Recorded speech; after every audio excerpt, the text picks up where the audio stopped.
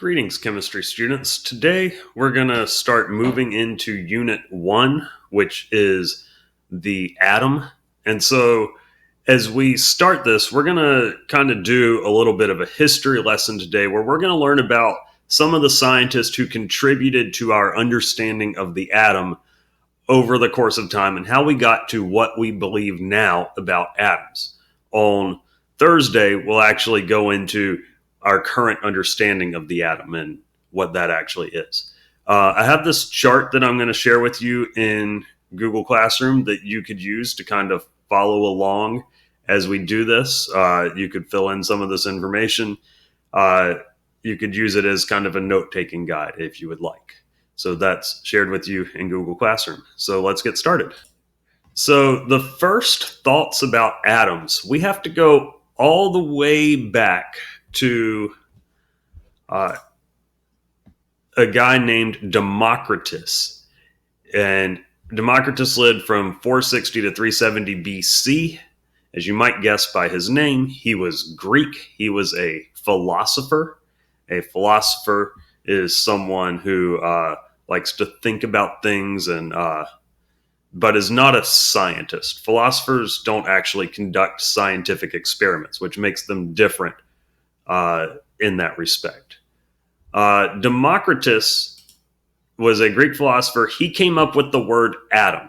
If you think about the two root words in atom, A means not, and TOM means to cut. Like if you have a tonsillectomy or an appendectomy where they cut out your tonsils or your appendix. Atom means it cannot be cut or it cannot be divided. It's indivisible, right? And that word is just as appropriately used to describe atoms as the word indivisible was used to describe the United States circa 1861. It's not really true, but it was a good word. It works most of the time. Democritus's atomic theory, he said that atoms are solid and indestructible. Different things contain different atoms. And his theory was rejected because basically he said water is made of water atoms, dirt is made of dirt atoms, people are made of people atoms, things like that. He also believed that these atoms had properties about them, like if it was sticky, then maybe the atoms had like little hooks on them that caused them to stick together, things like that. For not having any real evidence, it's actually not a bad guess. However, his theory was rejected because there was a much more popular theory at the time. There was another Greek philosopher who his ideas gained a lot more traction. His name was Aristotle. He said, I think everything's made up of earth, wind, water, and fire, not these little tiny things that you can't see and can't be cut up or destroyed. That doesn't make any sense. And what proof do you have of that? So that's kind of where things stood for quite a while, until we get to a guy named John Dalton in 1803. And John Dalton developed the first modern atomic theory. He's also actually more famous for another discovery. He's the first person to actually document the condition of color blindness, which is actually not super uncommon. Because he's also apparently, as far as we know, the first person to actually realize that he himself was colorblind, which led him to study it in great detail. But John Dalton came up with the first modern atomic theory, which was based on a lot of research that had been done over the past 200 years by some pseudoscientists called alchemists who were mostly trying to turn different elements into gold, which was not really possible with what they were doing. But they learned a lot of chemistry by mistake. And John Dalton's atomic theory said all matter is made of atoms. All atoms of an element are identical and are different from atoms of other elements. Atoms cannot be created, divided, or destroyed. And atoms combine in whole number ratios to form compounds. Like 2 hydrogens and 1 oxygen makes water, not 3 hydrogens or one hydrogen. It's 2 to 1. So this is pretty good. It's not perfect. For instance, all matter is made up of atoms, except for the things that atoms are made of, like protons aren't made of atoms. We'll soon see that the second one is not completely true. This third point, the residents of Nagasaki and Hiroshima towards the end of World War II would beg to differ with this point. Although in chemical reactions, we don't create, divide, or destroy atoms. This last one, that's 100% correct. And in fact, this discovery was what ultimately led John Dalton to believe that atoms existed. And John Dalton also said that in chemical reactions, atoms combine, separate, or rearrange.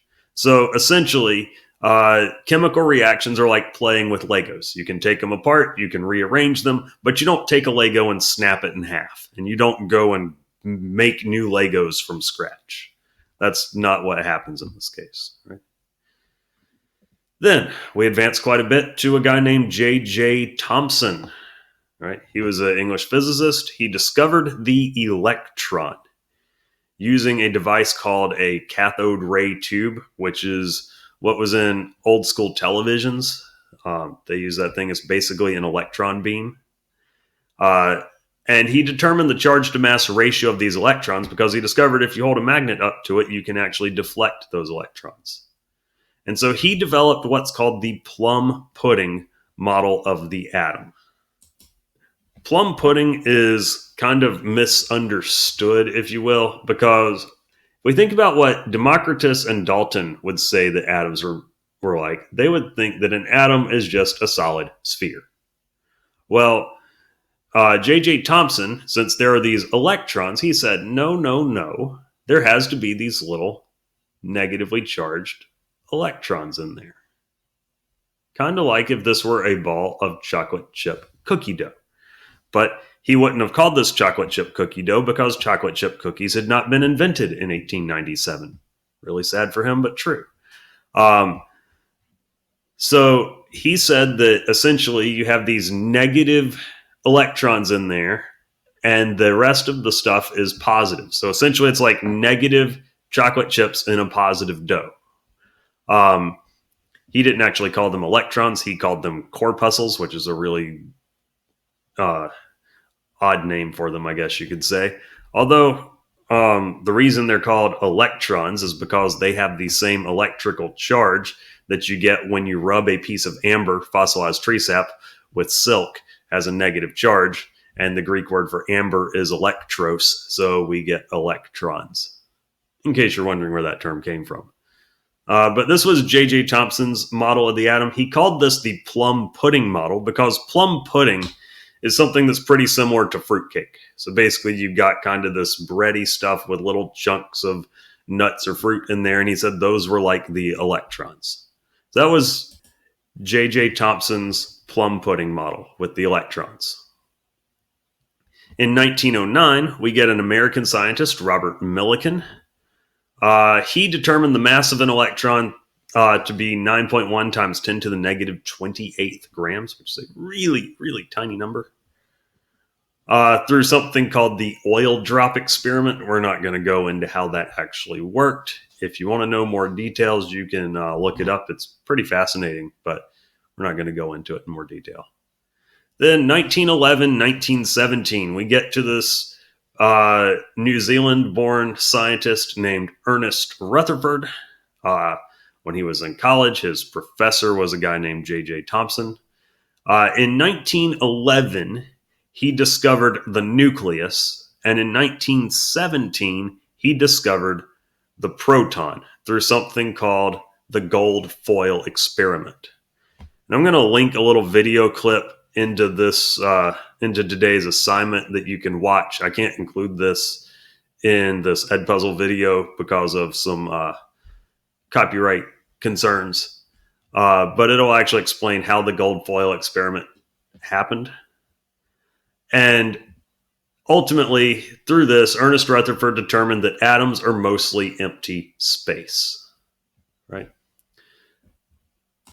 So if we look at Rutherford's experiment, he essentially took a piece of gold foil, a very thin piece of gold, and then he took these positively charged particles called alpha particles. We'll study them later on. And he fired them towards the gold foil. And most of them passed right on through, but occasionally some particles were deflected.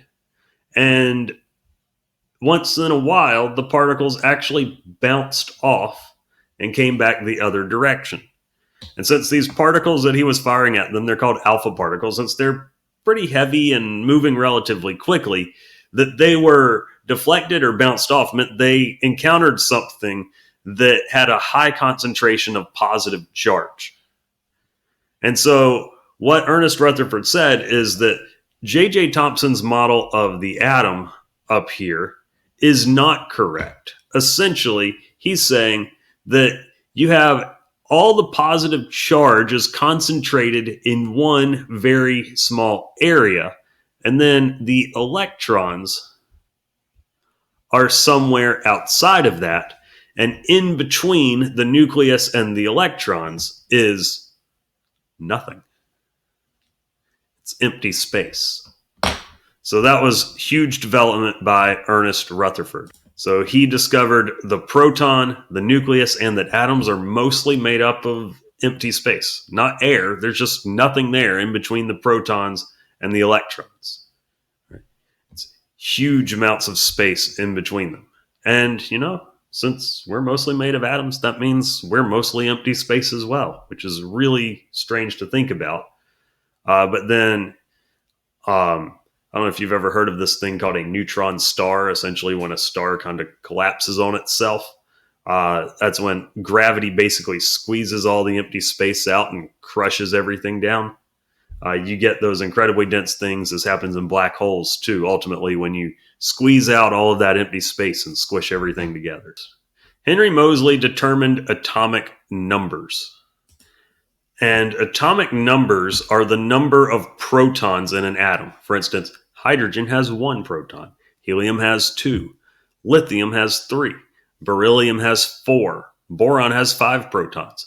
So Henry Moseley determined this. He did this when he was quite young. He was in his 20s.